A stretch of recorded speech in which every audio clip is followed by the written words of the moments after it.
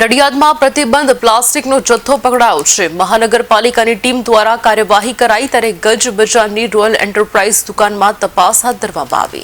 સિંધી માર્કેટની નેહા ટ્રેડર્સ અને કૃષ્ણા ટ્રેડર્સમાં તપાસ હાથ ધરવામાં આવી। સેનેટરી ઇન્સ્પેક્ટરની ટીમે પ્લાસ્ટિકનો જથ્થો ઝડપી પાડ્યો છે।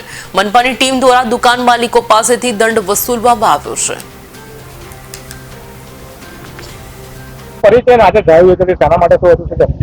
નડિયાદ મહાનગરપાલિકામાં હું ચીફ સેનેટરી ઇન્સ્પેક્ટર તરીકે કામ કરું છું।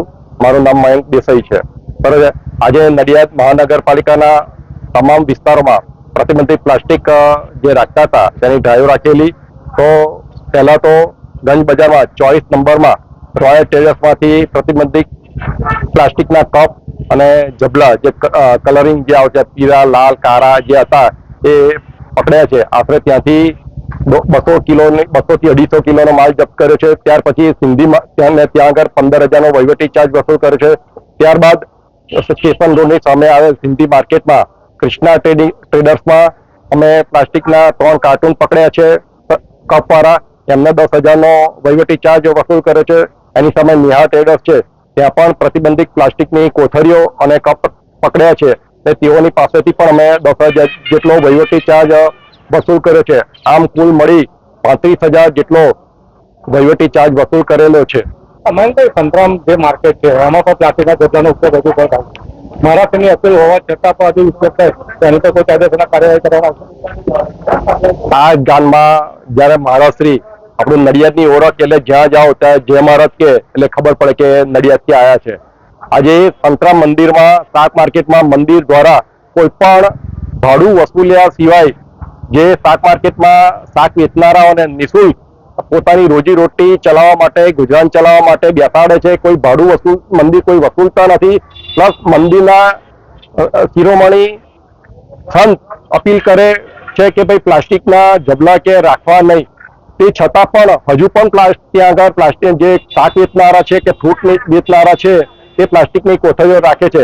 અમારી એક કમનસીબી એવી છે કે બધી લેડીઝો ત્યાં આગળ શાક લેવા આવતી હોય એટલે શાક લેવા માટે અમે અમારા જેન્ટ્સ તરીકે અમે એમનો સર્ચ કરી શકતા નથી। પણ આગામી સમય મહાનગરપાલિકામાં અમે પણ શાક માર્કેટના અમુક જે વિસ્તારો છે જ્યાં લેડીઝોની મહિલાઓની ખરીદી વધારે હોય છે ત્યાં આગળ અમે લેડીઝ સ્ટાફ જોડે રાખીને પણ સર્ચ ઓપરેશન શરૂ કરવા આગામી સમયમાં શરૂ કરવા જઈ રહ્યા છે। અને તમારા માધ્યમથી હું મહાનગરપાલિકાની જનતાને અપીલ કરું છું કે તમે શાક લેવા જાઓ તો તમે મહેરબાની કરીને પ્લાસ્ટિકની કોથળીઓનો ઉપયોગ ના કરો।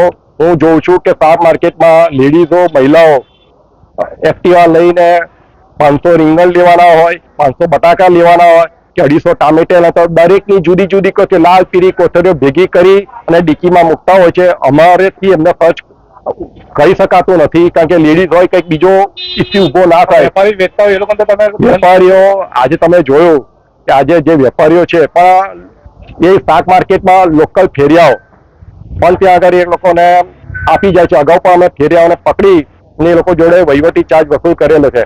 ને આગામી સમયમાં મહાનગરપાલિકાની હદમાં આવતા ને પ્રતિબંધિત પ્લાસ્ટિક વેચનારાઓને જ્યાં પણ અમને માહિતી મળશે કે આ લોકોને ત્યાં માલ પડ્યો છે કે માલ વેચે છે ને આ વેપારીઓ જે આપણા લગ્નના જે આપણા સ્થળો છે કે વાડીઓ છે, પાર્ટી પ્લોટો છે ને અગાઉ પણ તમારા માધ્યમથી આપણે કમિશનર સાહેબ આવ્યા પહેલા ઉદર સાહેબને ધ્યાનમાં રાખી અને ડ્રાઈવ શરૂ કરેલી, લગભગ 3.5 લાખ જેટલો વહીવટી ચાર્જ વસૂલ કરેલો।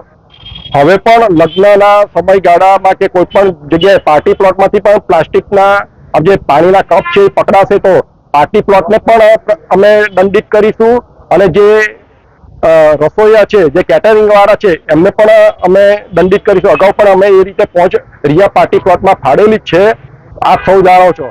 મારી નગરજનોને વિનંતી છે કે પ્લાસ્ટિકનો બને તેમ ઉપયોગ ના કરો અને કાગળની થેલીનો, કાપડની થેલીનો ઉપયોગ કરી અને જ્યારે આપણું ગામ સંતરામ મહારાજશ્રીએ આપણને આદેશ કર્યો કે ગામ ચોખ્ખું બને તેવા ઉપાયો કરવા આપણે જઈ રહ્યા છીએ। મહાનગરપાલિકા અસ્તિત્વમાં આવ્યા પછી કમિશનર સાહેબ પણ સ્વચ્છતા અને પ્લાસ્ટિક બાબતે જાગૃત હોય તો આપણે પણ એમને સહભાગી થઈ અને નગરજનો પણ મહાનગરપાલિકાના વિકાસને વેગવંતુ બનાવવા અને નગર સ્વચ્છ બને ને લોકોની સુખાકારી અને પર્યાવરણનું રક્ષણ કરવા માટે સહયોગ કરશો તેવી અપીલ કરું છું।